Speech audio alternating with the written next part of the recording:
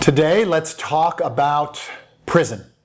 One of my favorite subject matters. We're going to talk about prison.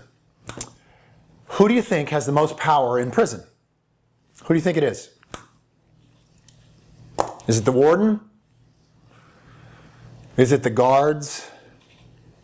Is it the guys who are about to get out next week or next month or even tomorrow? Do they have the most power? Who has the most power in prison? The lifers. The people serving a lifetime sentence have the most power in prison. Why?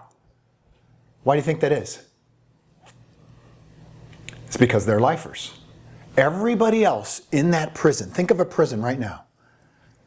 Everyone in that prison, the warden, the guards, the people who are temporary, are getting out. They are going home when their run is over. They are temporary.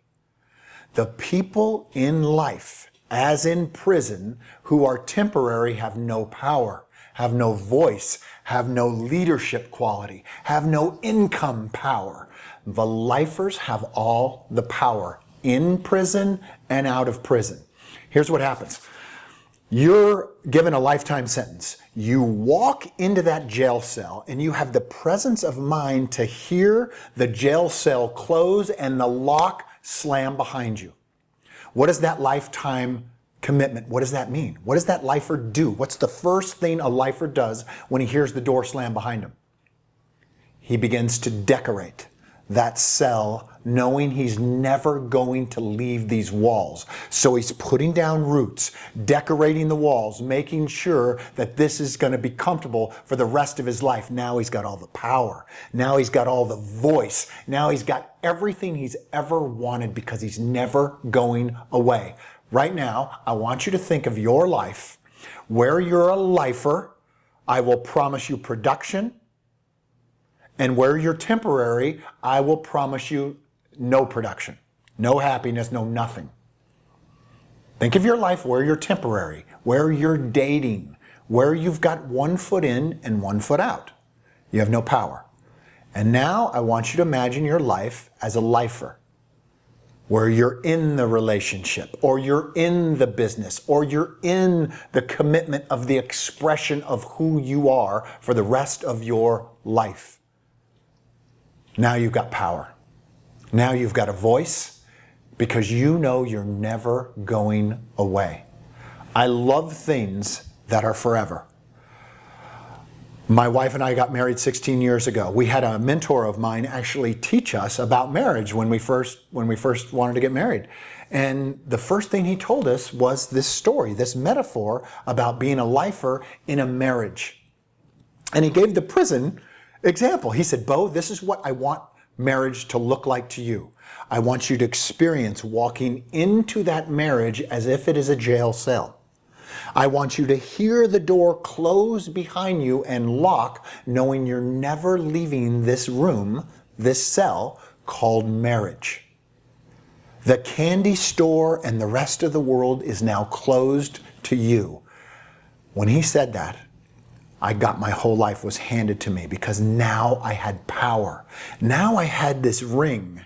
Can you guys see this ring? I had this ring, and I'll never forget the preacher man. When we got married, he said that this ring never ends. It just keeps going and going, and there's no end to this ring, meaning there's no end to my marriage. And I go, good, I like that kind of thing. I like when things are forever.